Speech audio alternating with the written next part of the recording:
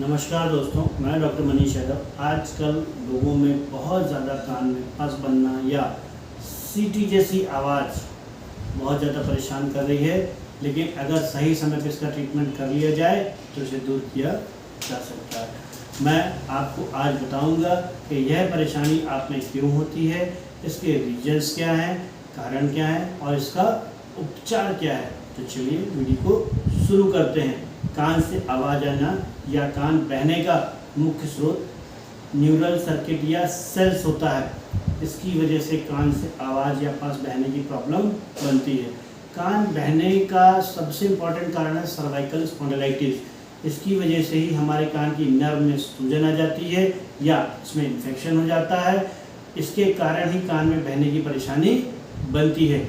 कई बार नहाते धोते या कान में पानी चले जाने मैल की वजह से भी लोगों के कान में इन्फेक्शन हो जाता है, उसकी वजह से भी परेशानी होती है।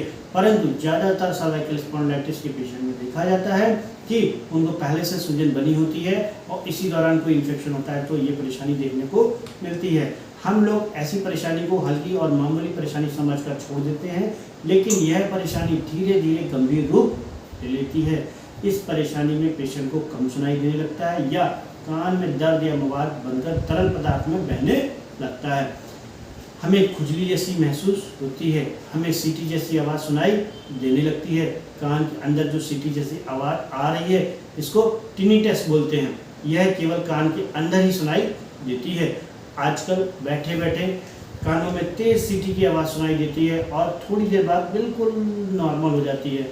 तो ज़्यादातर लोगों में को जो ये समस्या होती है वो कान के अंदरूनी, बाहरी या बीच के भाग में होती है। यह परेशानी कान की नसों में भी हो सकती है। कभी कभी कान का बहना या बजना खून की धमनियों की वजह से भी हो सकता है, यानी कि हाई बीपी की वजह से भी ऐसा देखा जा सकता है। कान में मोम जैसा जमना भी इसका एक मुख्य प्रमुख कारण है और अगर कहीं आप कान की हड्डी बढ़ रही है तो भी यह एक मुख्य कारण बन सकता है। इससे बहरेपन का खतरा भी बन सकता है। अब इसको ठीक करने के उपाय क्या हैं? कान को समय समय पर साफ कराते रहना चाहिए। अगर आपको कानों में मोम जैसा जम गया है तो उसे भी निकालना बहुत ज़रूरी होता है, लेकिन इस बात का ध्यान रखें कि केवल सही उपकरणों से ही आप ऐसा करें, वरना कान में घाव भी हो सकता है और कान का पर्दा भी फट सकता है। ज़्यादा शोर वाली जगहों से आपको बचना चाहिए। शादी ब्याह डीजे बारात से बचना चाहिए। कई बार दवाइयों के साइड इफ़ेक्ट, बहुत ज़्यादा स्टेरॉइड वगैरह लेने की वजह से भी टिनिटस की प्रॉब्लम बनती है। किसी भी प्रकार का वायरल या फंगल इन्फेक्शन हो सकता है। बारिश के दौरान ये फंगल इन्फेक्शन बहुत ज़्यादातर पेशेंटों में देखा जा सकता है और कई कारण बनते हैं। फोड़ा फुंसी के कारण भी कान में सूजन आ जाती है, उसके बाद भी ये दिक्कत हो जाती है, उसकी वजह से भी पस आना संभव है। इन सभी कारणों से कान में सूजन आ जाती है और इससे ट्यूब बंद हो जाती है, जिसके कारण रंगीन तरल पदार्थ बहने लगता है, कान के पर्दे को हानि पहुंचाता है। अब इसका आयुर्वेद में बहुत ही बढ़िया और सरल उपचार किया जा रहा है। कहीं आप में भी ऐसी कोई परेशानी ना आए तो आपको ये जानकारी कहीं आप में ऐसी कोई परेशानी ना आए तो इसके लिए आप मेरा वीडियो ज़रूर देखते रहिए। इसमें किया जाने वाला जो उपचार है उसमें खास तौर पे ग्रीवावस्थि जो की जाती है पेशेंटों में आयुर्वेद पंचकर्म के द्वारा, ग्रीवावस्थि बहुत अच्छा एक उपचार है। कर्णपूरण एक बहुत अच्छा उपचार है। इसके दौरान जो ट्रैक्शन दिया जाता है उससे जो हड्डी दबने के कारण बनते हैं उसमें आराम मिलता है, उसकी सूजन में आराम मिलता है और सूजन जैसे जैसे कम होती है, इन्फेक्शन जैसे जैसे कम होता है, पेशेंट की बहरेपन की जो दिक्कतें आ भी जाती हैं कई बार, तो वो भी कई बार पेशेंटों में ठीक हो जाती हैं।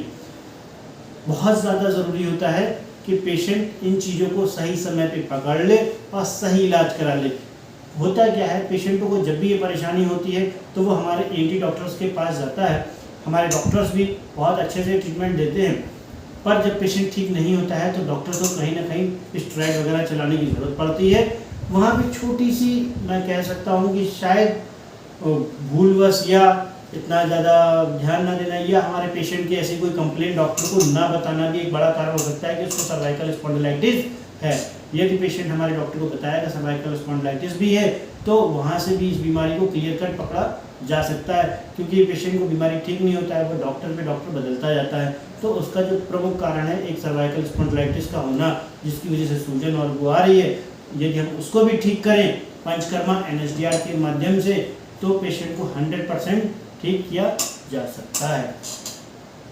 यदि आपको हमारी वीडियो इस प्रकार की अच्छी लगती हैं तो मैं चाहूँगा कि आप अपने दोस्त यार मित्र रिश्तेदार लोगों को भेजें, और आगे की चीज़ें आपको पता है कि यदि अच्छा लगा हो तो लाइक करें, नहीं अच्छा लगा हो तो डिसलाइक करें, और साथ ही साथ चैनल को सब्सक्राइब करें जिससे कि हमारा आप तक अगला वीडियो ज़रूर मिले।